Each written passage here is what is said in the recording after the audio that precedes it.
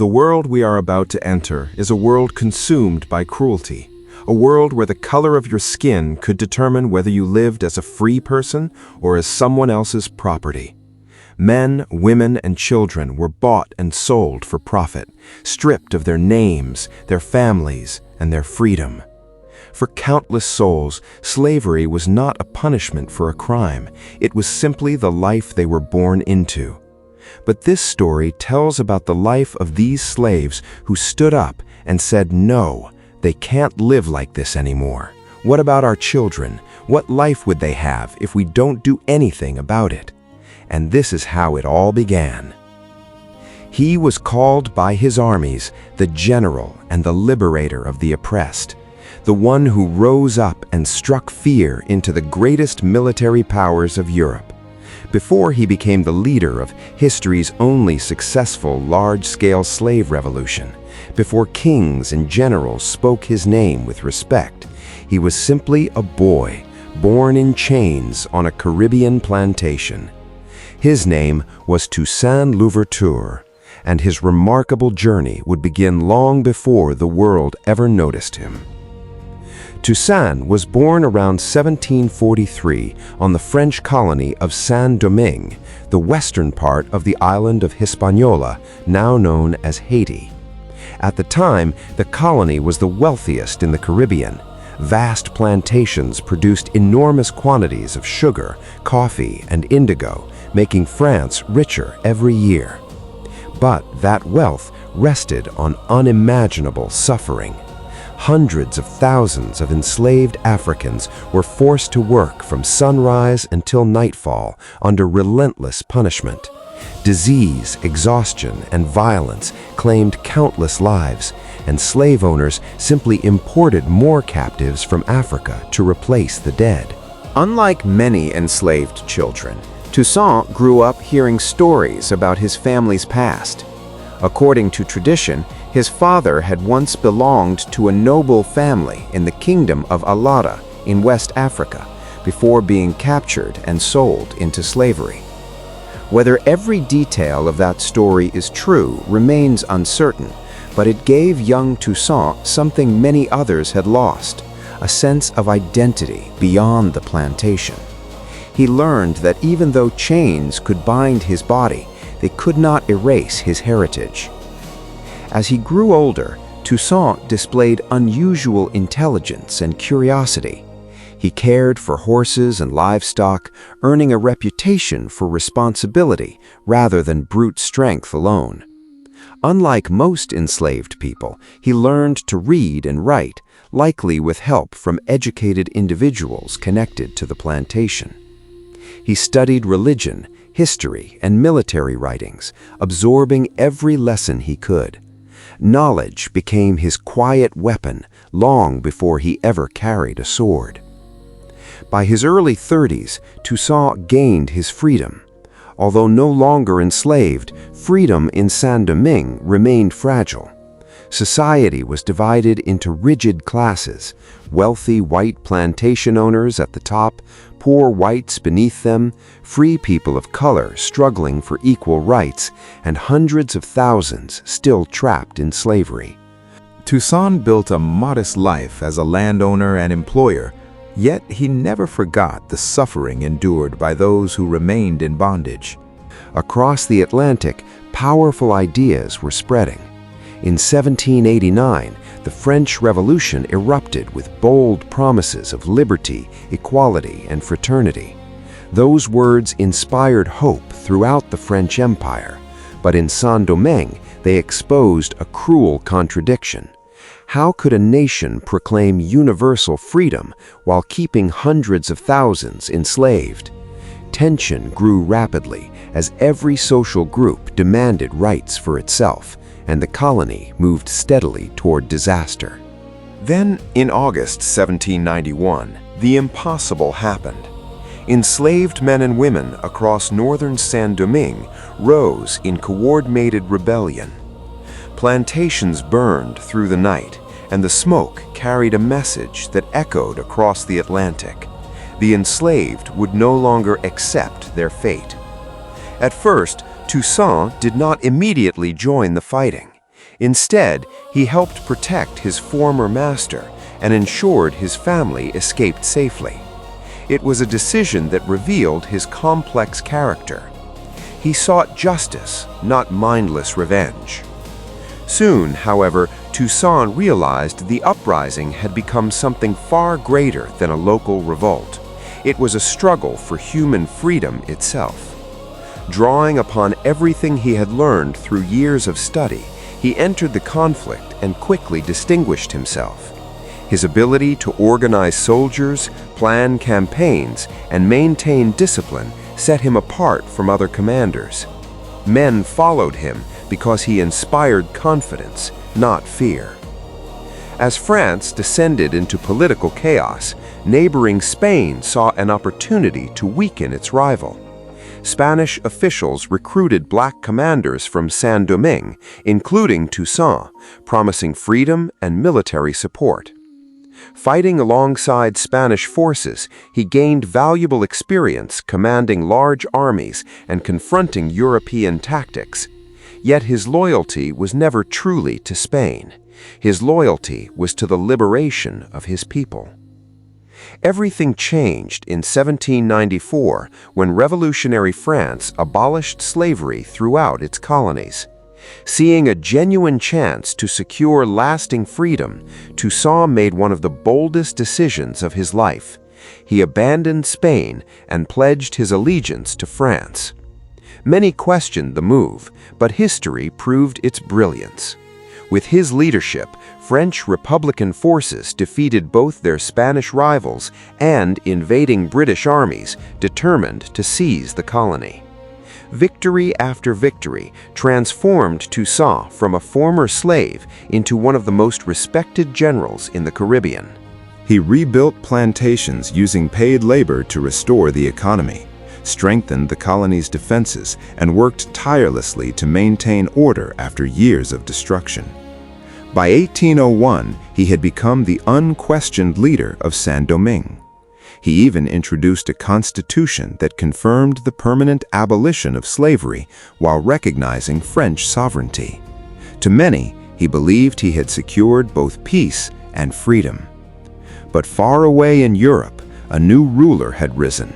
Napoleon Bonaparte admired Toussaint's abilities, but refused to accept a powerful black governor acting independently within the French Empire. Determined to restore complete control and secretly hoping to revive slavery, Napoleon dispatched a massive expedition to Saint-Domingue under General Charles Leclerc.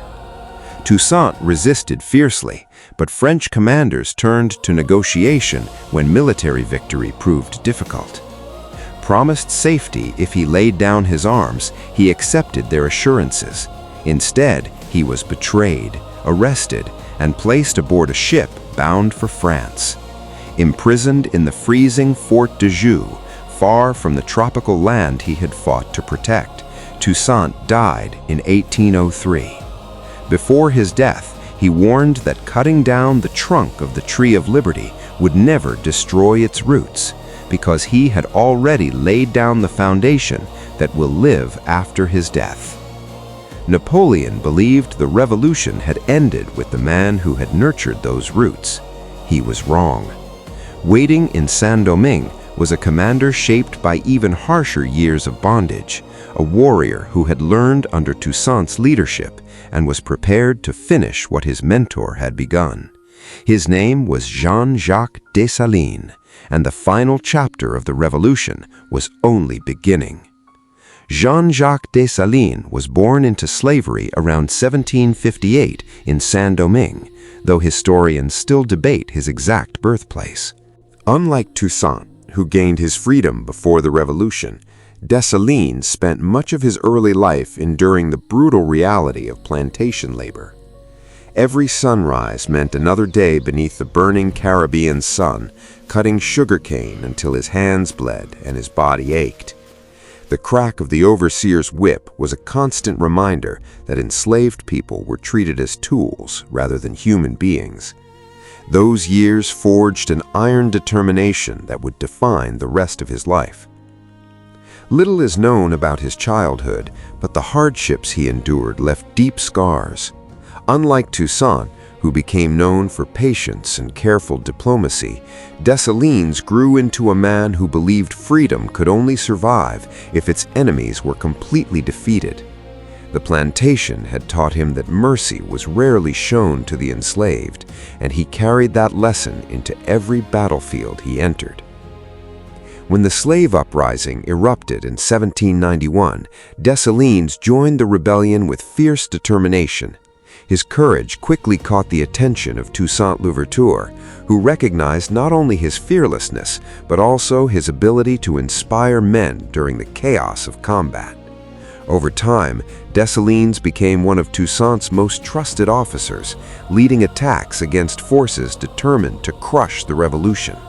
The two men possessed different personalities, yet they shared one unshakable belief: slavery could never be allowed to return. Under Toussaint's command, Dessalines learned how to organize troops, plan campaigns, and outmaneuver professional European armies. The revolution was no longer a desperate uprising. It had become a disciplined military struggle led by commanders who understood both the land and the determination of those fighting for their freedom. Then came the devastating news. Toussaint had been captured through deception and shipped across the Atlantic to France. Many hoped Napoleon would honor his promises, but those hopes vanished as reports of Toussaint's imprisonment spread through the colony. For Dessalines, the betrayal confirmed everything he already believed. Negotiation alone could not secure liberty. Only complete victory could. As evidence mounted that French authorities intended to restore slavery, resistance exploded once again. Dessalines united former revolutionaries, free black citizens, and soldiers who refused to surrender. Even commanders who had once disagreed with him recognized that survival depended upon unity. Across Saint-Domingue, villages, mountains, and forests became battlegrounds as French troops struggled against determined fighters who knew every path and valley. Napoleon had expected a swift campaign. Instead, his army faced disaster. Tropical diseases such as yellow fever spread rapidly through the French ranks, killing thousands of soldiers before they could even face the enemy. Those who survived found themselves confronting relentless attacks led by commanders who refused to give up. Every French victory seemed temporary. Every retreat by the revolutionaries became an opportunity to strike again from unexpected directions. Dessalines understood that time favored his people. While France struggled to replace troops lost to disease and combat, the revolutionaries fought for their homes, families, and future. Their determination could not be measured by numbers alone. Each battle strengthened their resolve instead of weakening it. The decisive moment came in November 1803 at the Battle of Vertières. French forces made one final attempt to hold the colony, but Dessalines and his commanders launched a determined assault against heavily defended positions. Despite heavy casualties, the revolutionaries refused to retreat. Wave after wave advanced under constant fire until French resistance finally collapsed. The defeat shattered Napoleon's dream of rebuilding France's Caribbean empire. Only weeks later, on January 1, 1904, Dessalines gathered his followers and declared the birth of an independent nation. He restored the island's ancient Taino name, Haiti, rejecting the colonial identity imposed by France. For the first time in modern history, a nation founded by formerly enslaved people had defeated a European empire and claimed its own freedom. The victory sent shockwaves around the world. Slave owners feared similar revolts. Enslaved people found new hope. Governments everywhere realized that an army fighting for liberty could overcome even the strongest imperial powers. Dessalines became Haiti's first ruler, determined to protect the independence won through unimaginable sacrifice. The new nation, however, faced enormous challenges. Years of warfare had devastated plantations, towns, and roads. Foreign powers viewed Haiti with suspicion, refusing to recognize its independence because they feared the example it set for enslaved populations elsewhere. Dessalines worked to rebuild the country while ensuring that no foreign army could easily conquer it again. His rule was firm and often controversial. Haunted by years of violence and betrayal, he believed harsh measures were necessary to defend Haiti's fragile freedom. Historians continued to debate many of his decisions, yet there is little disagreement about the extraordinary achievement he helped secure.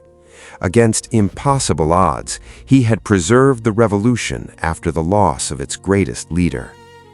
In October 1806, only 2 years after Haiti's independence, Dessalines was assassinated by political rivals. His death ended a remarkable life that had begun in slavery and ended as the founder of an independent nation. Yet, like Toussaint before him, his legacy refused to die. Together, Toussaint Louverture and Jean-Jacques Dessalines accomplished something the world had never witnessed before. One laid the foundation through wisdom, discipline, and military brilliance. The other carried the struggle to its final victory with unyielding determination. Between them, they resisted the ambitions of Spain, Britain, and Napoleonic France, proving that the desire for freedom could overcome even the mightiest empires. Their revolution reshaped the Atlantic world. It influenced debates about slavery across the Americas, contributed to Napoleon's decision to sell the Louisiana Territory to the United States, and inspired oppressed people far beyond the Caribbean. More importantly, it demonstrated a truth that frightened powerful nations for generations. People denied their humanity could rise together, defeat overwhelming odds, and claim their own destiny. The story of Toussaint Louverture and Jean-Jacques Dessalines is not merely the history of Haiti. It is the story of courage overcoming cruelty, hope over surviving oppression, and 2 men born in chains, proving that freedom, once awakened, can become stronger than any empire. Thank you for joining us on this journey through the forgotten history. If you enjoyed discovering the stories of ancient civilizations, historical figures, don't forget to like, subscribe, and join us as we continue uncovering the hidden chapters of human history. Until our next journey into the past, remember, every civilization has a story waiting to be told.